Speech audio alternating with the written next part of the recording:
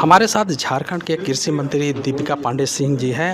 हम ये जानना चाहेंगे कि चूँकि राज्य में आखिर क्या स्थिति है कृषि को लेकर या जो पशुधन को लेकर, और अभी जो है वर्तमान में सुखाड़ की स्थिति से गुजर रहा है झारखंड, तो क्या इस वर्ष भी कोई सरकार इस पर पहल करेगी?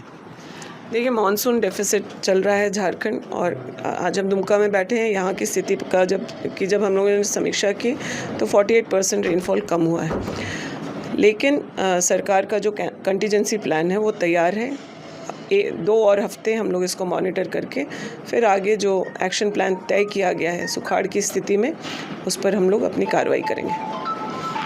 क्या लगता है कि जो सुखाड़ की स्थिति है, किसान जो है कर्ज के दौर से गुजर रहे हैं, अब तक उन पर माफ़ी का कोई ऐसा पहल नहीं किया गया है? नहीं, ऐसा नहीं है। हमारी सरकार ने 50,000 रुपये लोन की माफ़ी को आगे बढ़ाया है। एनपीए की वजह से कुछ अच्छे संख्या में किसान जो है लाभान्वित नहीं हो पाए हैं, लेकिन एनपीए को हटाते हुए बैंक्स के साथ जो इशू है उसको हटाते हुए कार्रवाई चल रही है।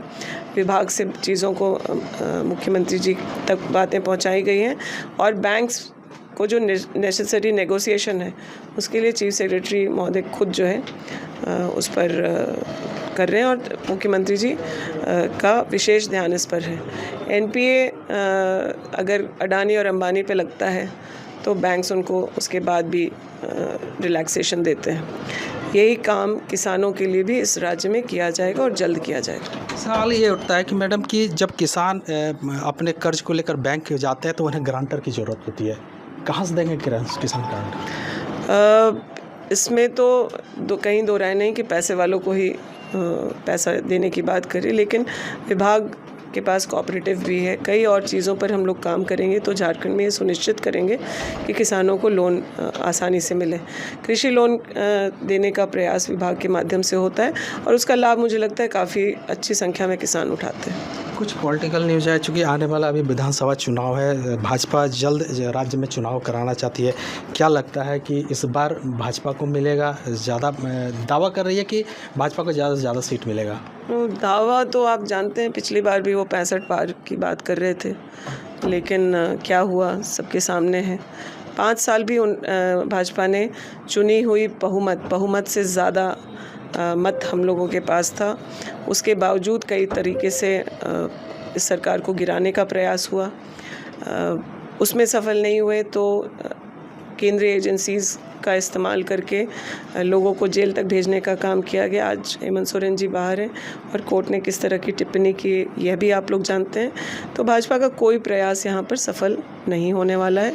हम लोग वापस अभी जितने हम लोग बहुमत में हैं उससे ज़्यादा सीटें बढ़ा करके महागठबंधन की दोबारा सरकार बनेगी। लगातार संथाल परगना पर जो है बांग्लादेश को लेकर जो है घुसपैठ की एक ट्वीट किया जा रहा है। बाबूलाल राज्य के प्रदेश अध्यक्ष जो है बाबूलाल जी मरांडी जी कह रहे हैं, गोड्डा के सांसद निशिकांत दुबे जी भी। मुझे समझ में नहीं आता है कि ये ट्वीट जो बाबूलाल जी कर रहे हैं, क्यों नहीं जाके अपने गृह मंत्री से बात करके इस समस्या का समाधान कर लेते हैं। जनता को और झारखंड के लोगों को इस बात की समझ है। ये कितना भी माहौल ख़राब करने की कोशिश करें, लोगों के भावनाओं को भड़काने की कोशिश करें, लेकिन झारखंड के लोग जानते हैं कि हमारा कोई इंटरनेशनल बॉर्डर नहीं है, और इंटरनेशनल बॉर्डर केंद्र सरकार का विषय है। बांग्लादेशी अगर आ रहे हैं झारखंड में तो किस मार्ग से आ रहे हैं?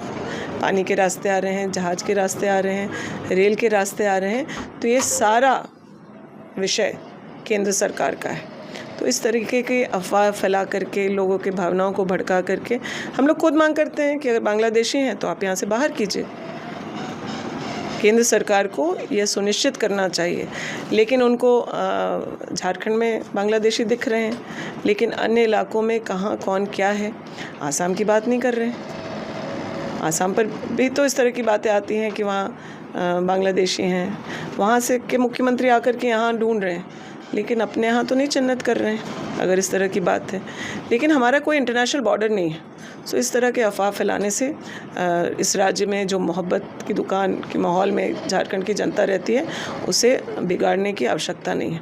वो लोग भी जानते हैं कि उनके पास अब कोई मुद्दा नहीं रह गया। ना वो विकास के मुद्दे पर हम लोगों से बात कर सकते हैं, ना यहाँ के जनता के हितों की रक्षा करने की बातों पर कर सकते हैं। तो अब एक मुद्दा उनका अब अयोध्या और काशी का भी नहीं चल पा रहा, इसलिए ये अब बांग्लादेशी का मुद्दा लेकर के आए हैं, जिस पर हम लोगों का भी सवाल है कि भाई आप जो विषय केंद्र सरकार के पास है उस विषय पर राज्य सरकार को घेरने की क्या बात है। क्या यह मुद्दा केंद्र राज्य सरकार की नहीं है? मुझे पहले बताइए कि इंटरनेशनल बॉर्डर क्या झारखंड का है? इंटरनेशनल बॉर्डर, इस पे कार्रवाई अगर किसी को करना चाहिए तो यह विषय केंद्र सरकार का है। पहले केंद्र सरकार अपनी कार्रवाई करे और बताए कि हाँ यहाँ बांग्लादेशी हैं, वो आइडेंटिफाई कर दें, हम लोग यहाँ से निकाल देंगे। तो ये थे राज्य के कृषि मंत्री दीपिका पांडे सिंह जी। उन्होंने जहाँ तक सरकार के कामकाजों को लेकर सराहना की, उन्होंने कहा कि आने वाले दिनों में कृषि के क्षेत्र के साथ साथ किसानों को भी एक बेहतर अवसर मिलेगा। साथ ही उन्होंने पॉलिटिकल बात ये कही कि जो संथाल परगना में बांग्लादेशी घुसपैठ को लेकर केंद्र सरकार गंभीर नहीं है, चूँकि ये इंटरनेशनल बॉर्डर है और ये राज्य सरकार का मामला नहीं है बल्कि केंद्र सरकार का मामला है। अब देखना यह है कि क्या इस मामले में भाजपा कितनी राजनीति करती है या आने वाले चुनाव में इसकी क्या अहमियत होती है। दुमका से विकास प्रसाद शाह, ABP न्यूज़।